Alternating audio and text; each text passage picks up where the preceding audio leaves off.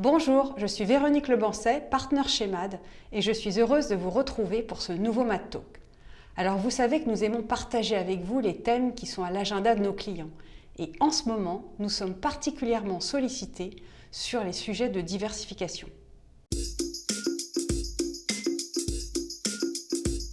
Rien de nouveau sous le soleil, me direz-vous. L'extension de marque est pratique courante dans le luxe et c'est vrai que les maisons n'ont de cesse d'enrichir leur univers d'origine et d'étendre leur notoriété à d'autres produits. Et aujourd'hui, une part importante de l'activité des maisons provient d'autres produits que ceux de leur métier d'origine, à l'image d'Hermès, qui réalise plus de la moitié de son chiffre d'affaires hors de la maroquinerie-sellerie. Si on regarde sur ces 3 dernières années, et pour ne citer que quelques exemples, Gucci s'est lancé dans la haute joaillerie, Hermès dans le maquillage, Rimowa dans la lunette de soleil, Dolce & Gabbana a poursuivi sa diversification dans la gastronomie avec du vin rosé, Ferrari a tenu son premier fashion show en juin dernier, pendant que d'autres maisons ont continué de miser sur le luxe expérientiel, à l'image de Bulgari qui a inauguré tout récemment son 7e hôtel situé à Paris. Donc la question qu'on a envie de se poser finalement, c'est qu'est-ce qui fait que ça marche merveilleusement bien pour certaines et moins bien pour d'autres? Et jusqu'où finalement les marques de luxe peuvent-elles se diversifier sans se perdre? C'est vrai que les perspectives de croissance et l'envie d'étendre le rayonnement de sa marque ne doivent pas pour autant masquer la difficulté de l'exercice.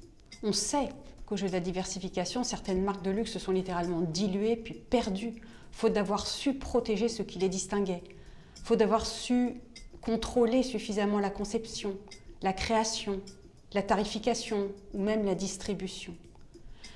Car là est le principal défi, renforcer la valeur économique de la marque tout en renforçant sa raison d'être. Dans ces exercices de haute voltige, notre expérience montre que dans le luxe, plus que partout ailleurs, le succès d'une telle stratégie tient avant tout à 3 facteurs clés.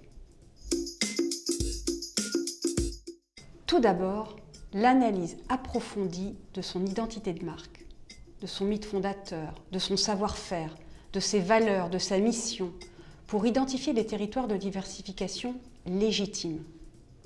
Du temps où Louis Vuitton ne faisait que des malles et des valises, il était légitime pour la maison de se développer dans les sacs, puis dans les souliers, territoire cohérent pour un maroquinier. Et une fois installé dans le soulier, on comprend tout à fait d'aller sur le vêtement, puis la montre. En fait, une diversification est réussie le jour où plus personne ne la considère comme une diversification. Alors, deuxième facteur clé, dans le luxe, on le sait, le contrôle absolu de son image est fondamental. Donc quand on se diversifie, il faut être prêt à adopter une politique de développement intégrée, tant au niveau de la conception que de la commercialisation. Chanel, par exemple, est réputé pour avoir fait l'acquisition d'un grand nombre de fournisseurs spécialisés sous l'appellation métier d'art. Et en tout cas, si ce n'est pas le cas, le choix du bon partenaire est fondamental pour ne pas perdre son âme dans la conquête de ces nouveaux métiers. Si je prends Gucci, Armani, Burberry, qui ont des contrats de licence dans la beauté, c'est grâce à une étroite collaboration entre la direction artistique et le partenaire que ces maisons finalement parviennent à assurer une cohérence d'image et une pertinence d'offre sur le marché de la beauté. Dernier facteur très important, la prise en compte du temps long. La diversification dans le luxe n'est pas un mouvement court-termiste et quel que soit le produit ou le service à intégrer, il doit s'inscrire dans un plan à long terme. Je vous prends le cas de Ferrari, maison que nous avons le privilège d'accompagner depuis plusieurs années.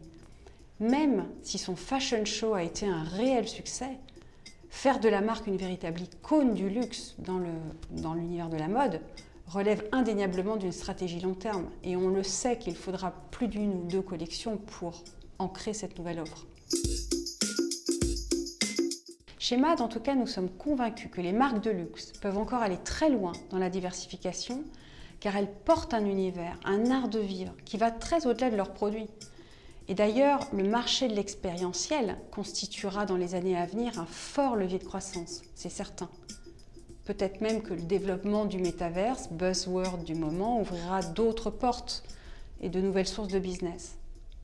Quoi qu'il en soit, pour réussir, il faudra que les maisons de luxe continuent d'être extrêmement vigilantes à ce que chaque nouvelle initiative de diversification vienne bien renforcer leur fabuleuse raison d'être.